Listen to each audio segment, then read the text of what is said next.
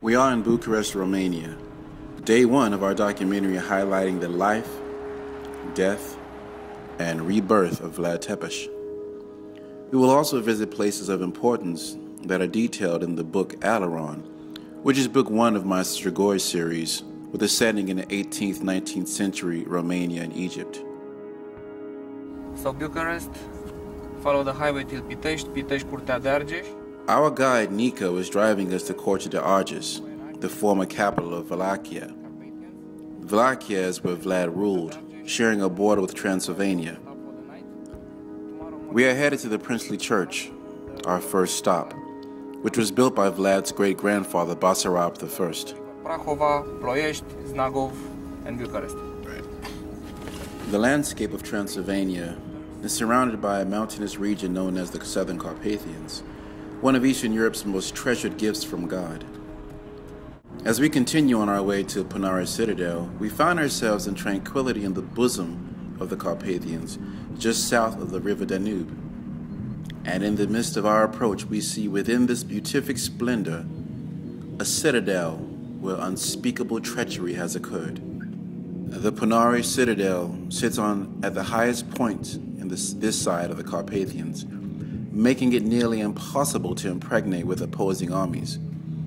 It was challenging to carry a small camera, let alone 75 pounds of equipment to defend this fortress. Vlad III is known as Vlad Tepes, Vlad the Impaler.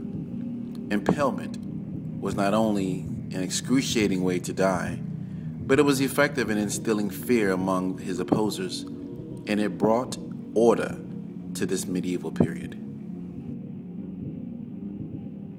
We are now in Brazov, southeastern Transylvania, in the midst of the Carpathians, where the Basilica Negra, or Black Church, awaits. One of the largest Gothic-style churches, the Black Church is still the place of worship to many Orthodox Christians. The church got its name after the invasion of Habsburg forces set it ablaze in the 1600s. The smoke damage stained the outer walls, where even to this day they appear black. During the day, the church is open to the public, all but the lower levels, and cameras are strictly forbidden. The Black Church is a known doorway to the underworld, only witnessed by a few after the sun sets. Of course, we had to return. What's this? Hey? That's probably nothing, man. It's just... Hold on, man. Hold on. Let me see if I can move this thing.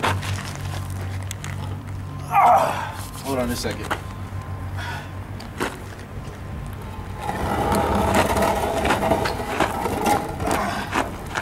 Dang.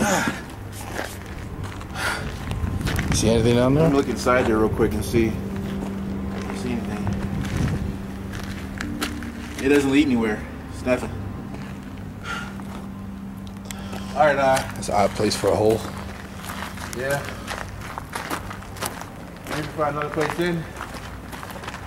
What you're about to see is what we saw after editing the footage from the camera. While Leonard and I are talking, if you look in the background toward a hole that we just left and showed was empty, someone just climbed out. So, I'll tell you what, maybe we go on the other side and see if we can get in. Does you see what's going on here? Okay, yeah, that's cool. All right, keep going then. We are now on our way to the castle Vlad is most famous for, Castle Bran.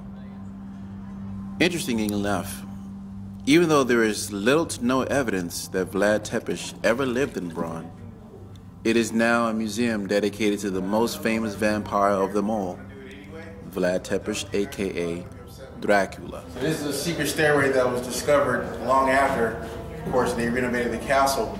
I'm going to go up here, and as our guide said, during the day, it's a museum. At night, who knows? So we're going to find out. In similar style of the other citadels, and built by the Saxons in 1378, Bran sits atop a hill overlooking all entrances below, suitable for defending against foreign invaders. However, Aleron proved to be more than just any invader.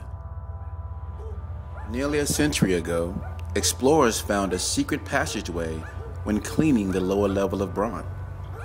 This secret passageway led down to a dungeon where unspeakable acts were said to have occurred. How fascinating it is to walk through the very place that Vlad nurtured many of his coven. And with much curiosity of what occurs after the sun sets, we return to the foot of Bron at the monastery.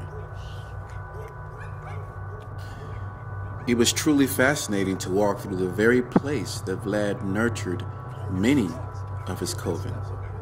Pandora, Mynie, Natasha, all of the like.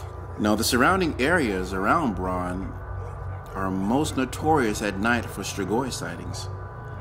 And for those of us who don't know what Strigois are, they are the restless, troubled souls of the dead. Hence the origin of the vampire. The creatures of the night were restless. Unknown to us, they were more than just barking dogs near. I heard it. All right, I don't know what's going on, but we're not going to be out here long. Oh!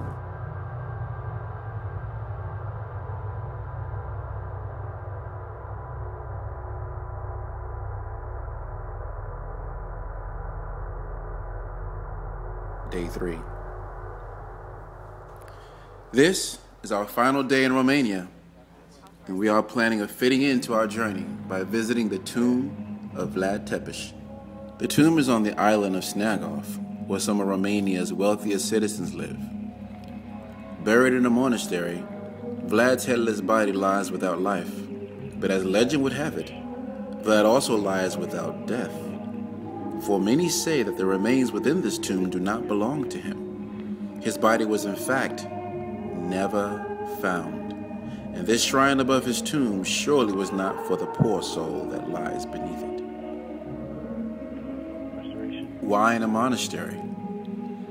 Romanians believe that if you bury someone that is evil in a house of God, that person's soul can be controlled, confined, and maintained within that monastery.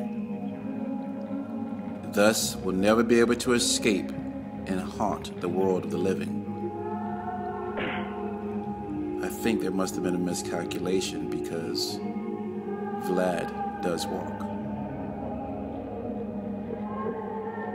We are not done yet. We will end this night as we've ended every night by asking random people if the Strigoi, if vampires, still live in Romania. Have you seen anything around here? No. Anything strange? Nothing happens at night here? Before Friday? Guys. Yes. We're looking for Strigoi. For what? Strigoi. Hello. Anybody seen Strigoi tonight? Sorry? Anybody seen Strigoi tonight?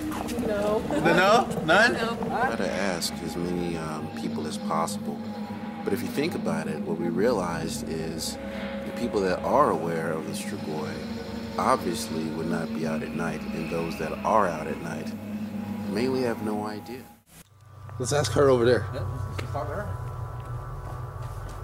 Excuse me. What's your name? We just wanted to ask you some questions. Have you heard of the Strigoi? Vampires? Have you seen any weird vampires around? Strigoi? Aleron? Vlad? Anything? You've heard of Aleron? You've heard something. Huh? Here we found a woman who seems to know something about the events surrounding the Strigoi. Specifically, she knows of Vlad and Aleron, and she wants us to follow her, and as eager as we were, we did. I don't know, man. Wait. You really want to go in there, though? Listen, man. Hello? I don't know where she got. Where did she go? I'm not going upstairs. Who's that? Oh!